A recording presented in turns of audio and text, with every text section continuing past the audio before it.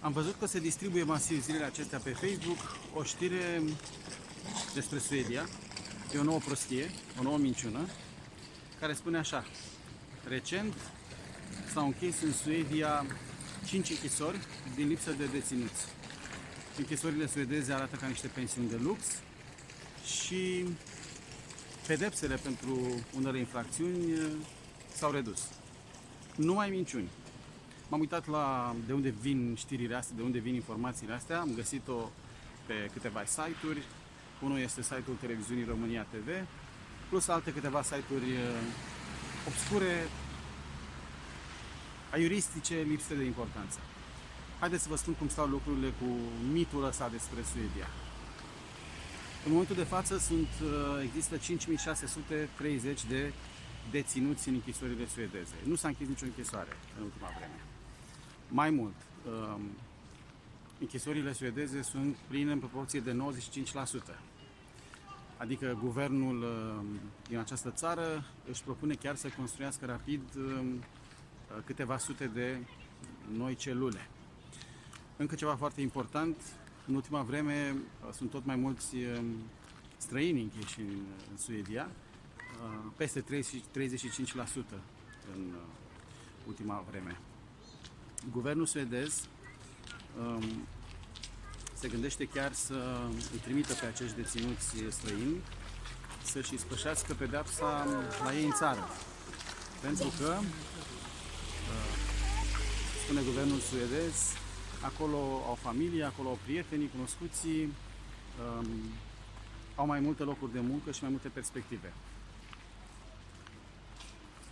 Niște naivi suedezi ăștia. Adică ei nu știu ce așteaptă pe românii care se întorc în țară. Dar asta este altă treabă. Încă ceva foarte interesant, o știre pe care am văzut-o pe site-ul postului public de radio, Sveri Radio, care spune că chiar acum o săptămână 7 cetățeni străini au fost condamnați pentru trafic de persoane, pentru că au adus cu dea sila 9 bulgari ca să cerșească în Suedia și obligat să trăiască în condiții mizerabile. Ei, și acești 7 cetățeni străini, probabil bulgari și ei, au fost condamnați la închisoare, pedepse între 1 an și jumătate și 5 ani și jumătate. Asta ca să se știe că nu sunt chiar atât de lucrurile, nu sunt chiar atât de roz de lucrurile cu cei care încalcă legea în această țară. Încă ceva despre așa zisele pensiuni de lux, adică închisorile suedeze. Sigur, dacă faci comparația cu închisorile din România, arată ca niște pensiuni de lux. Oamenii sunt tratați cu decență și pot să trăiască în condiții demne, chiar în închisoare fiind. Mai mult, sistemul judiciar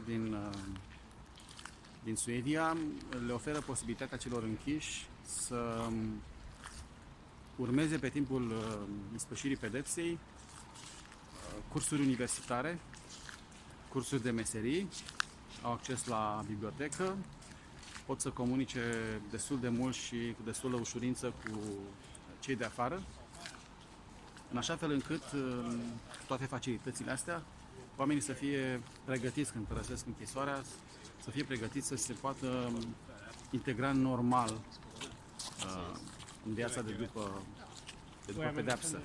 Adică să-și găsească ușor un loc de muncă, să fie tratați ca oameni și nu ca foști deținuți și să aibă acces la tot felul de posibilități în egală măsură cu cei care nu au trecut printr-o astfel de experiență. Acum, dacă tot am lămurit lucrurile astea, apropo, sunt chiar lângă o închisoare din Stockholm. Închisoarea este chiar în buricul târgului, în centrul orașului. Am să vă arăt și cum se vede de afară. Sunt vreo 5 clădiri, vreo 7-8 etaje, clădiri lungi, foarte multe încăperi, Haideți să vedem dacă se vede ceva undeva în spatele meu. Da. Așa arată închisorile din afară. În fine. Ideea este următoarea. Nu mai distribuiți prostii. Faceți o minimă documentare înainte de